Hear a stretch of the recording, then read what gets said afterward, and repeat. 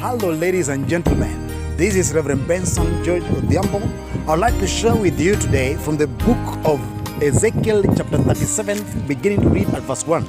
The Bible says, "The hand of the Lord was upon me, and he brought me out by the Spirit of the Lord, and set me in the middle of a valley. It was full of bones. He led me to and fro among them, and I saw many bones on the floor of the valley, bones that were very dry. He asked me, 'Son of man, can these bones live?' I said, 'O sovereign Lord, you alone know.'" You see, the Bible says that Ezekiel was taken to a valley full of dry bones, and the hand of the Lord had led him there. This indicates that as a child of God or as a minister, you know very well that the Lord is with you, just like the hand of God was upon his servant Ezekiel. Number 2, it says the Spirit of the Lord led him. Just like the Spirit of the Lord led you. You didn't bring yourself to this position in ministry. God brought you this far.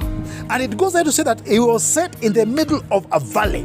See, and it says that valley was full of dry bones. No one wants to go to such a place. No one chooses to go in such an environment, a state of deadness and despair. God asked Ezekiel, "Son of man, can these bones live?" And God is asking you today, can these bones live? The bones around you, the dryness in you, can it be restored again? And the Bible says, Ezekiel answered, "O sovereign God, you alone know." It means Ezekiel was telling God, "Jehovah, my experience tells me that it is impossible. My knowledge tells me it can't be done. My social setup says no one has ever done it. No one in my lineage or generation has ever succeeded in such a venture. My financial status says it is not affordable. My trusted friends are saying to me, 'Go for us all, but every man for himself.' My employer is saying times are hard. You must understand. The government is telling you it begins with you." Job's wife told Job, "Curse God and die." And as a minister, it gets to a point where your loved ones can tell you that leave this ministry. Ministry is not working for us. This might not be meant for us.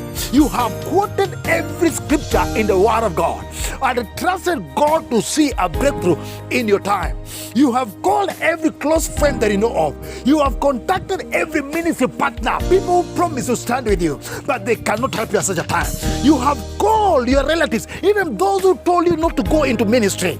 You've gone that far to call on them, but they've not helped you. You have tried talking to your congregants, but their position as congregants is pathetic. You even feel ashamed to talk to your congregants about your need as a pastor, but all you see is a valley full of dry bones. Everywhere you turn, there is desperation. The psalmist said that, "I will lift up my eyes to the mountains. From whence shall my help come? My help will come from the Lord who made the heavens and the earth." My brother, there's a singer who sang and said, "Take it to the Lord in prayer. What a friend we have in Jesus. All our sins and griefs to bear. What a privilege it is to carry everything to God in prayer." This is not the time to look unto man.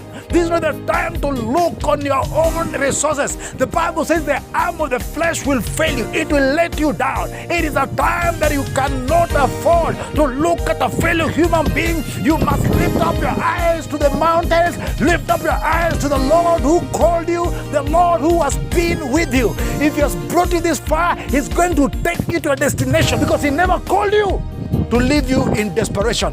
That is the God that is our man of God. Don't give up. Hold on to your faith. You did give yourself that ministry. You did call yourself to ministry.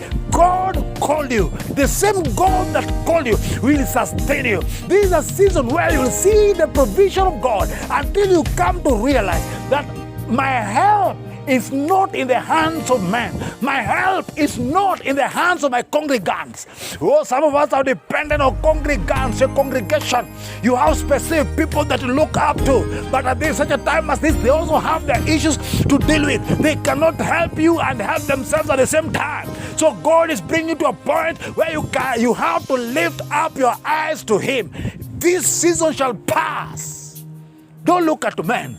Look unto God, because He called you and He'll see you through this time. May God be with you. May He see you through. May He stand with you. May He open your eyes to see Him as He is. May He draw you nigh, close to Him. May His hand continue resting upon you. May His Spirit continue convicting you of the ministry He gave you. May He walk with you through this valley of dry bones until you see dry bones becoming living beings. This is the word of God for you in the name of Jesus Christ. Amen.